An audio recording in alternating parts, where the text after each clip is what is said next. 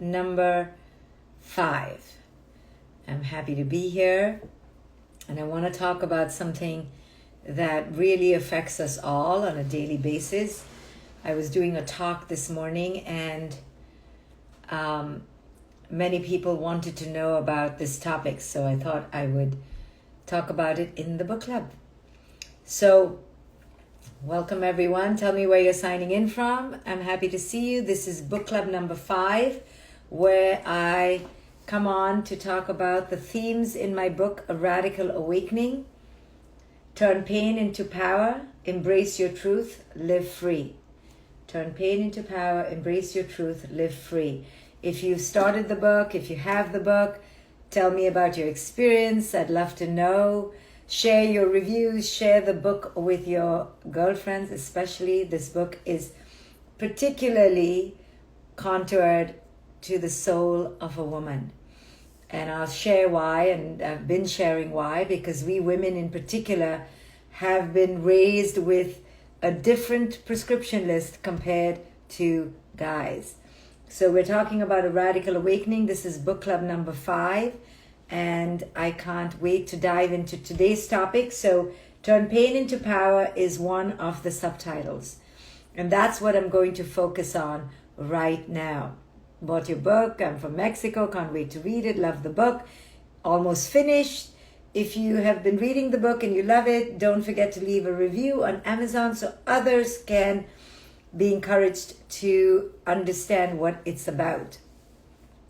So, Radical Awakening, Turn Pain into Power. So the reason why this is a subtitle, Turn Pain into Power, is for a real important reason. Turn pain into power. Turn pain into power. The reason is because we have such a problem with pain. So pain is one of the greatest challenges of the human experience, right? That's why people go to seek therapy. That's why people medicate and run away and avoid and become addicts, because of pain. Pain is extremely difficult when we've experienced it in childhood. Why is pain from childhood so difficult? It's because our nervous system, our cortex, our emotional quotient is not yet developed. So when we get traumatized in childhood, this is a problem, because then we set up patterns to run away from that pain, to deflect from that pain, and to cope with that pain.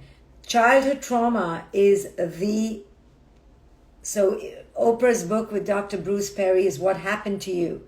What happened to you in childhood, right? No one is just crazy. Of course, there are a few outliers where the neurochemistry is such that they are unable to function without violence, perhaps. But for the most part, people are not just crazy, right? What happened to them, right? This is the new wave of compassionate investigation to understand that most of our addictions, this is what Dr. Gabor Mate talks about, that most of our addictions are due to a lack of childhood connectivity. This is what all my work is about as well. So when that early pain occurs, and the pain can be as simple or as profound as it needs to be. It doesn't have to be a standard. This is trauma, the rest is not. No, it's how the person experiences their own unique pain that matters. So when we experience pain in childhood, our entire life is a defense to protect us from more pain. But sadly, the defenses we use, overeating, overdrinking, procrastination, overachieving, dysfunctional relationships, they will keep increasing our pain.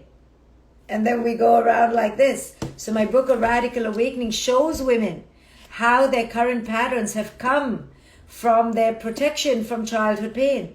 But it's increasing their pain. But it's protection from pain. But it's increasing their pain. And this is the tragedy of the adult life. Because in childhood, we began to create these defenses to protect us. So I call it in the book, the faces of the ego. the faces of the ego, and our patterns keep us protecting ourselves, but we keep using and abusing and looking outward to substances and things which keep us more in pain. So a radical awakening is when you wake up to understand that your pain is creating your patterns. And until you understand how pain is at the foundation of your patterns, especially the pain of unworthiness. Otto Welling says, can't get through chapter 1. I've had to start over several times. Valerie says this book is amazing. Share your reviews on Amazon. Share it with your sisters. We're talking about a radical awakening. This is book club number 5. So as we grow up, we keep putting on faces, masks, to help us deal with that childhood trauma, right? So many of us may have become, sexually promiscuous. Many of us may have become addicts. Many of us may have become angry teenagers. All of this is to protect us from that childhood pain. Something happened and now we needed to create a mask. So when we create a mask, we feel better as children. But as adults, those masks create a lot of drama and a lot more trauma, right? So in this book, Turn Pain into Power is one of the top subtitles, because that is how I help women, especially, turn their patterns into power. So as we have these masks, we begin to be more and more disconnected from our authentic self, right? Because in childhood, because of the trauma, we left our authentic self, we divorced our authentic self, and because of that break, we are now disconnected. There's a disconnect. We are here, but our authentic self is here. We are disconnected. We have shame, we have guilt, we have unworthiness, we have all the masks we wear: super achiever, super pleaser, super quiet one, super loud one, whatever the masks are, the masks. And now we're here, and there's a huge gap between our current self and our authentic self. It is in this gap that now we begin to create dysfunctional pattern after pattern after pattern. So in order to now go back to our authentic self, we can't just go back. It's not a mental decision, because what separated us was a lot of pain. So there's a gap. Each of us here have a gap, huge gap, sometimes more, sometimes less. But all of us are living with a huge distance from our authentic self. So the answer is not to, oh, okay, I got it. Thank you. You said to be true. I'm going to be true. You won't be able to. The only way to go back to marry your authentic self is to go through a process, go through a journey. And that's what this book, A Radical Awakening, is about. It is a journey back to your authentic self. So if you are a woman, if you are sitting here in your life feeling disconnected, feeling lost, there is a reason why. It's not because you are stupid, lazy, bad, unworthy. There's a reason why your life is chaotic right now. There is a reason why your relationships are all misaligned. It's because there is a misalignment on the inside. A radical awakening is about taking your awareness to your own misalignment and beginning to heal yourself. This is a book to heal yourself, to work on yourself, and not only to heal yourself, to free yourself. So when there's this gap, we have to go layer by layer to take out those layers, to unlayer, to unlayer, to unlayer, to unlayer. As you unlayer, you have no choice but to arrive at your authentic self. So the mission is not to to simply make a mental decision to go to your authentic self.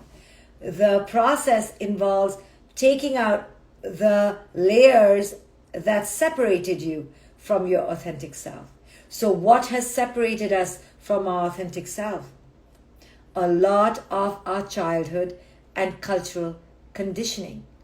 A lot of the things we have taken from childhood. So Dad says, I fear this. What is scaring people? Somebody else wrote, oh my God, that sounds scary. It is just what it is, right? It sounds scary because we haven't thought about it this way. But this is what's happening inside you. You're just not aware. Alia says, what if I'm scared to reach my authentic self? Yes, you are scared. We're all scared to go back to our authentic self. You know why? Because we've lived so many years disconnected. I feel as if I've tricked all my life. I've been tricked all my life. Yes, it's because you've been conditioned all your life. So because you've been conditioned, now you're living with this big inner disconnect, big inner gap. And so you're talking to your children from here, and they need you to talk to them from here. You're talking to your partners from here, and they need you here, right? And that's why things keep messing up. And you're like, why are they messing up, right? Why are people not seeing me here? Well, because you're here. You're wearing a mask, and you think that that's your authentic self.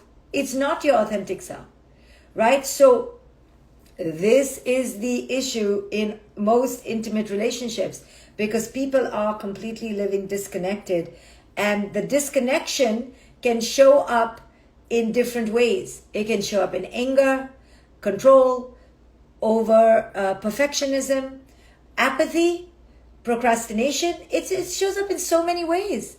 It's not a prototypical way, but the way you can smell that there's a disconnect is because the person is not peaceful, because the person is not feeling whole and complete. The person throws arrows. You know how sometimes you're like, I don't know where that came from, right? When my daughter was young, I used to be a super amazing mom till 9 o'clock at night. After 9 o'clock, I was a raving lunatic. Why? Because I was disconnected all day. I was being the amazing mom, amazing this, amazing that, but I was burning out.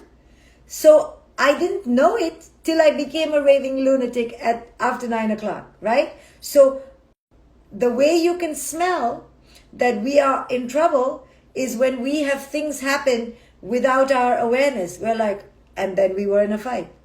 And then I ate a whole cake. And then I finished the whole bottle of vodka. Oh my goodness, how did this happen? What? Because we're not awake. We're not present. We're not seeing life unfold moment by moment because we're disconnected. So when the wife comes to me and says, how did this happen that my husband has had a child or a whole relationship somewhere else? Now, I'm not blaming anybody. I'm just saying that when we are disconnected, we don't see the signs, right? So we don't see our own signs. Whenever I'm burnt out and I'm tired, I don't see my body's signs. And then I go eat the whole cake at night. And I'm like, how did this happen? Oh, because I wasn't paying attention. I wasn't paying attention, right? So mothers especially, because we're exhausted, we're not paying attention. We don't know how to create any boundaries. By 9 o'clock at night, ask most mothers, they're raving lunatics, right? And then the husband wants sex and you're ready to chop his head off. So this is what happens when you live with a disconnect, right? We're not even aware that we are living in a fog. We're not aware we're living in a disconnect. We're not aware of it. But it doesn't matter because life will show us we're in a disconnect, right? Life will say, hey, you turned your paper in late, you paid your bills late, you missed the graduation ceremony of your child. You know, when my daughter was young and I was so exhausted, I remember my girlfriend's daughter's birthday, I just missed it. And I was like, how did I miss it? Right? I was just exhausted. I was burnt out. I wasn't paying attention. I was over compensating out of lack. Right? So because I was exhausted, I was guilty, I was ashamed, I was feeling unworthy, I was overdoing it, over perfection, over this, over scheduling, and I was completely losing it. So life will always show us how we're off course, but we have to pay attention. We have to see how we're eating, how we're sleeping, how our relationships are. Are we just always in arguments? Are we always fighting? If a couple is always fighting, that means both are out of alignment, right? Because it always takes two people to argue. It always takes two people in a fight, yes? So no one is forcing you to fight back. So everything in your life is being co-created because of your relationship to pain. At the end of the day, it's how you have negotiated your childhood, right? The success of somebody who lives free is the degree to which they have healed their childhood. And their childhood is in the driver's seat and they don't even realize it. This is just the tragedy of it all. We're all really 5, but we think we're 55 because we're chronologically 55, but emotionally we're toddlers, right? In fancy cars. So this is just the reality of all of us humans, is that we are caught in the pain of our childhood and we are constantly creating patterns from that pain. A truly wise person begins to break out of those patterns because they want to be liberated. They want freedom. So we're talking about my book. We are book club number 5, talking about what pain into power really means. So when you become a spiritual warrior in your life, you decide that you will radically awaken and you will learn to turn your pain into power, which means you will begin to see how pain set you up on a certain path and you will begin to break out of those patterns. But as long as you are not aware and as long as you think it's somebody else's fault, if there's anybody in your life right now that you're really angry at, it means you are still stuck in your own dysfunction. If somebody in your life, right now, in your intimate life, yes, is somebody who can make you angry like this, like when you think of them, you're like, oh, I hate them. It's because you haven't grown up. It's because you are still chained to them. They still trigger you because they have power over you. Because you haven't yet done the work to heal. If there's someone in your life that you feel this energy toward, this enmeshment, it's because of you. Because you haven't fully healed yourself. So whenever couples come to me and one is really angry with the other, whoever is the angrier one has to start with the work.